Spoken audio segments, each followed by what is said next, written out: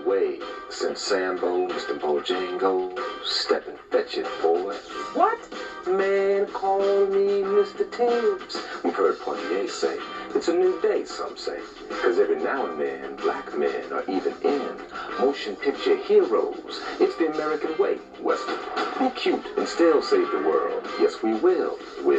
Go from boy in the hood to man of honor. Show 'em the money now, Cuba. Give 'em bunnies like Chris Rock or Tucker, or just coolly be anybody like Denzel. But wait, he ain't even really getting no loving like Sidney before him and whoever after him.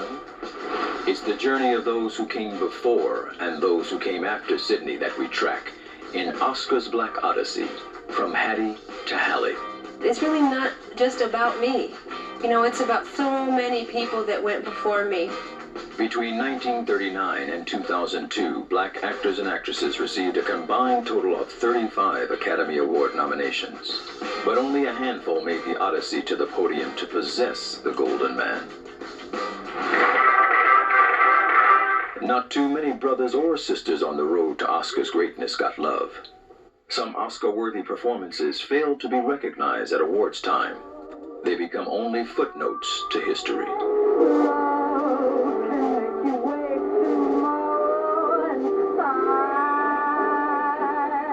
Yes, Lord.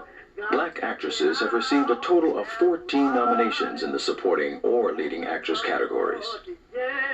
First nominated and first to win an Oscar was a veteran actress named Hattie McDaniel, who had appeared largely unbilled in almost 60 films by 1938. Ashley Wells told me he'd like to see a girl with a healthy appetite. What gentleman says and what they think is two different things. And I ain't noticed Mr. Ashley asking for to marry you. I'm really...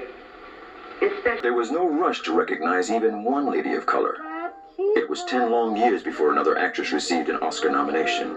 Ethel Waters was a beautiful young singer-dancer-actress when she began her entertainment odyssey. But she had reached middle age by the time she played Jean Crane's grandmother in Pinky. Other children talk about their kinfolks, don't they? What you say when they ask you about yours? You tell them who your granny is? Oh, shame be on you, Pinky. Denying yourself like Peter denied the good Lord Jesus. 6 years later, the very first black woman to present an Academy Award was also the very first Oscar nominee for Best Actress, Dorothy Dandridge. If I seem a little nervous, this is as big a moment for me as it will be for the winner of this award. The independent, sexually liberated Carmen Jones was worlds away from the mostly mammy roles offered at the time. Dorothy was called America's first black screen siren. You can't go lynching me. I'm a white man. Sidney Poitier received his first Oscar nomination as a convict on the run, bound to white escapee Tony Curtis. I'm a strange colored man in a white South town. How long you think before they pick me up? Get off my back. I ain't married to you. Now, what do I care? Come on. You married to me, all right, Joker. And here's the ring, but I ain't going south on no honeymoon now. We going north. The lack of nominations for certain roles would sometimes seem capricious or puzzling. Why would Oscar ignore certain performances and not others? James Earl Jones should have won an Oscar for Great White Hope. Brock Peters should have been recognized for To Kill a Mockingbird. James Edwards should have definitely been recognized for his work. Ivan Dixon should have been nominated at least for Nothing But a Man, which is one of my favorite movies of all time. And Black Orpheus is a movie that I think should have gotten a lot more acclaim. So there's a plethora of films and actors and actresses that have been overlooked. Brock? The lack of nominations for certain roles would sometimes seem capricious or puzzling. Why would Oscar ignore certain performances and not others? James Earl Jones should have won an Oscar for Great White Hope. Brock Peters should have been recognized for To Kill a Mockingbird. James Edwards should have definitely been recognized recognized for his work. Ivan Dixon should have been nominated at least for Nothing But a Man, which is one of my favorite movies of all time. And Black Orpheus is a movie that I think should have gotten a lot more acclaim. After you turned the chair over, you've sworn to tell the whole truth. Will you do it? What happened after that?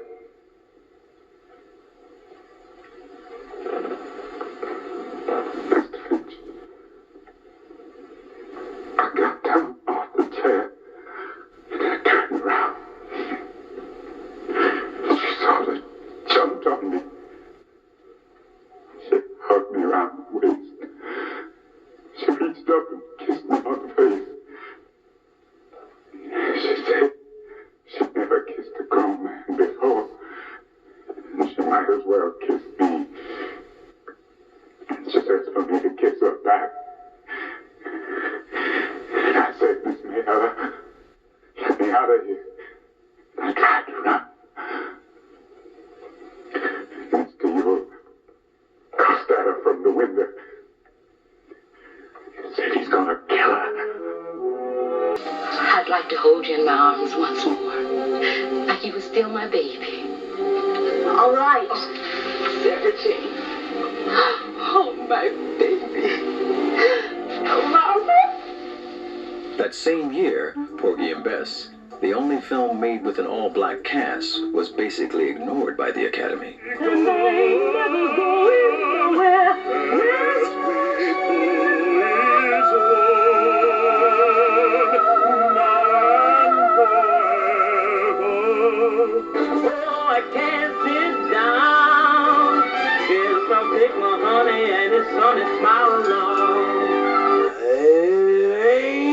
Necessarily so. It ain't necessarily so. They tell all you chillin' the devil's a villain, but it ain't necessarily so. Sydney. For the first and only time in Oscar history, two black actresses went head-to-head in the Best Actress category. Cicely Tyson in Sounder. What they doing, Mama?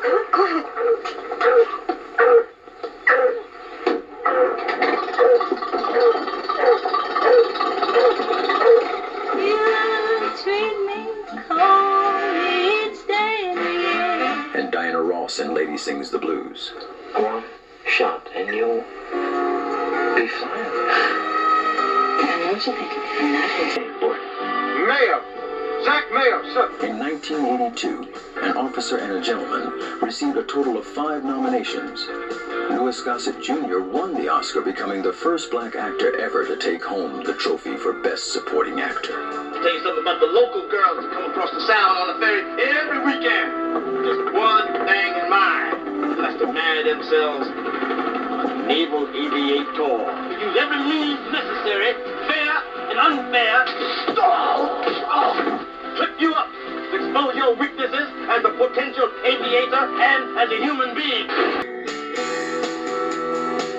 1983, Cross Creek earned one single nomination. It went to Alfre Woodard in the Best Supporting Actress category.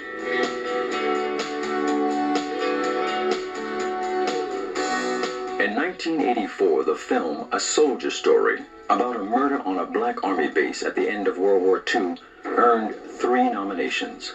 One went to veteran actor Adolph Caesar as Sergeant Waters. In 1985, The Color Purple was nominated for 11 awards, but everybody involved left the building empty-handed. The film put Whoopi Goldberg solidly on the path of Oscar glory and jump-started the film career of an unknown newscaster from Chicago. In 1986, a small film about a black musician earned real-life musician-turned-actor Dexter Gordon a nomination for Best Actor. Dexter Gordon received a nomination for that movie, and it was well-deserved. And was named Best Supporting Actor for Glory, becoming the 4th African-American to receive the competitive Oscar. Well, in 1990, Whoopi Goldberg became the 2nd black actress to win the supporting trophy for her larger-than-life role as Oda Mae Brown in Ghost. When people ask me... In 1991, Boys in the Hood, written and directed by newcomer John Singleton, revealed a new look at urban life to filmgoers everywhere. He earned a nomination for Screenplay Written Directly for the Screen. The film drew Oscar-worthy raves for its star, Lawrence Fishburne. In 1992, Denzel Washington inhabited the soul of Malcolm X, earning him a Best Actor nomination and superstar status. In 1993, What's Love Got to Do with It picked up 2 nominations, and for the first time ever, 2 African-American leads in the same movie were nominated for the top acting trophies. Angela Bassett is so fierce. I think obviously, she had such an intensity, in What's Love Got to Do with It. And of course she should have been nominated. She should have been nominated for almost everything she's done. Oh, she's just wonderful. She's a wonderful actress, period. Whatever color she is, she's just bad. Cuba Gooding Jr.'s role in Jerry Maguire put Show Me the Money into the American lexicon, while earning Cuba the first supporting actor trophy in a dozen years. Denzel Washington added another chapter to his growing body of film work and earned a supporting actor nomination as convicted boxer Reuben Hurricane Carter.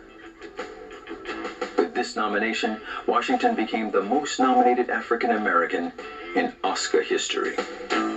3 men received Oscar nominations in 1984: Stevie Wonder, Prince, and Ray Parker Jr. Though seldom remembered, Stevie and Prince both won Academy Awards for their original music.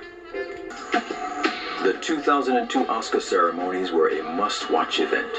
History was being made this night.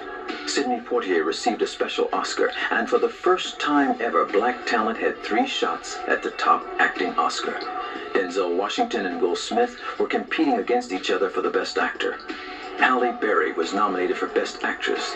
The nominations and the night were filled with both controversy and dreams. I think the best thing about that night was that the best actors and actresses won, which is, I think culturally what we've been fighting for and living for and doing all the things we do anyway, is to create a societal balance with our image.